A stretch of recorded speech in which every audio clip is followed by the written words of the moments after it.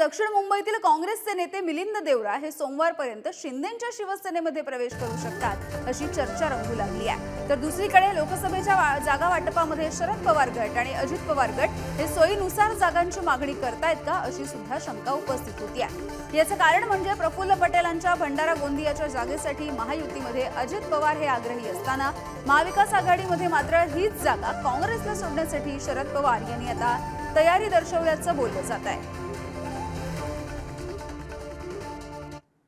तर या बातम्या बघूयात विस्तारानं। काँग्रेसचे नेते मिलिंद देवरा हे शिंदेंच्या शिवसेनेच्या वाटेवर आहेत का अशी सध्या शक्यता वर्तवली जाते। सोमवारपर्यंत देवरा हे शिंदेंच्या सेनेमध्ये प्रवेश करणार असल्याची सध्या राजकीय वर्तुळामध्ये चर्चा सुरू आहे। निवडणुकांच्या तोंडावर दक्षिण मुंबईमध्ये काँग्रेसला आता महायुती धक्का देण्याची तयारी करत आहे। दक्षिण मुंबईतील अनेक ब्लॉक अध्यक्ष हे देवरांसोबत जाण्याची सुद्धा शक्यता वर्तवली जाते आहे।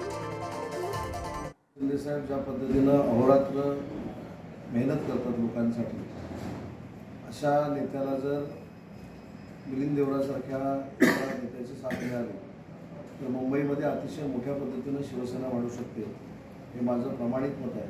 म्हणून मी देखील त्यांना आवाहन करेन की त्यांच्या मनामध्ये पक्षामध्ये यायचं जर चालू असेल तर त्यांनी शिंदे साहेबांचं नेतृत्व स्वीकारून वंदनीय बाळासाहेबांचा विचार पुढे नेण्यासाठी शिवसेनेमध्ये प्रवेश करावा। काँग्रेस उमेदवार होते नाही, ही एक मोठी अफवा आहे जी विरोधक उचलतात। आम्ही जातोय, हे जातोय, काँग्रेसचे बरेच जण जात आहेत, हे विरोधक उठवतायत ही अफवा, ह्याच्यात काही तथ्य नाही। आज त्या माहितीला काही आधार नाही। चर्चा दुनियाभरचे लोक करत असतात। महाविकास आघाडी भक्कमपणे उभी असल्यामुळे अनेकांच्या पायाखालची वाळू घसरलेली आहे। सर्वे महाविकास आघाडीच्या बाजूने असल्यामुळे महाविकास आघाडीला बदनाम करण्यासाठी, नेत्यांना बदनाम करण्यासाठी अशा प्रकारचे एक वावड्या या उठवल्या जातात। या काही वावड्या अशा आमच्याही अनेक काँग्रेसच्या नेत्यांच्या संदर्भात उठवल्या जातात। हे जाणून बुजून स्वतःची इबरत झाकण्यासाठी आणि केलेलं पाप जे आहे भ्रष्टाचाराच्या रूपानं ते त्याच्यावर पांघरून घालण्यासाठी अशा प्रकारच्या वावड्या उठवण्याचं काम सुरू झालेलं आहे। आणि या सगळ्या विषयी बोलूयात। आमचे प्रतिनिधी ओमकार वाबळे सध्या आपल्यासोबत जोडले गेलेले आहेत। ओमकार, सोमवारपर्यंत देवरा हे शिंदेंच्या सेनेमध्ये प्रवेश करतील अशी सध्या चर्चा सुरू आहे। जर असं झालं तर किती मोठा धक्का असेल काँग्रेसला? खरं तर आत्ताच्या परिस्थितीमध्ये मिलिंद देवरा वेगवेगळे राजकीय पर्याय काय डोळ्यासमोर हे बघतायत। गेल्या महिनाभरापासून या सगळ्याची चाचपणी सुरू आहे आणि गेल्या 2 दिवस मुंबईमध्ये काँग्रेसचे प्रभारी आले होते रमेश चन्नीथला।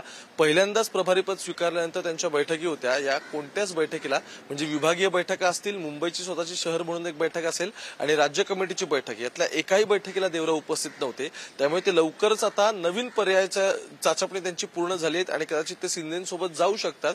या सगळ्याला कुठेतरी एक दुजोरा मिळतोय। मुख्य म्हणजे काँग्रेसच्या ज्या नेत्यांनी पुढारीला माहिती दिली की आम्ही देवरांशी संपर्क साधण्याचा प्रयत्न केला, तर देवरांनी त्यांचे कॉल्स यावेळी रिसीव्ह नाही केले, त्यांना कोणालाही अटेंड नाही केलं।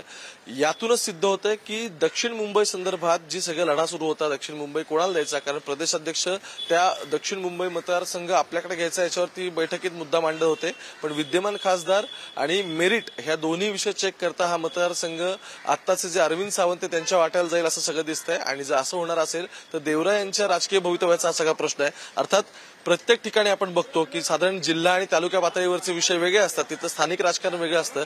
हाच लोकसभा मतदारसंघ आहे दक्षिण मुंबईचा, जिथे देवरा स्वतः याच्या आधी 2 वेळा खासदार राहिलेत। त्यांचे वडील मुरली देवरा होते, ते सुद्धा मुंबईचं अध्यक्षपद अनेक वर्ष त्यांच्याकडे होतं।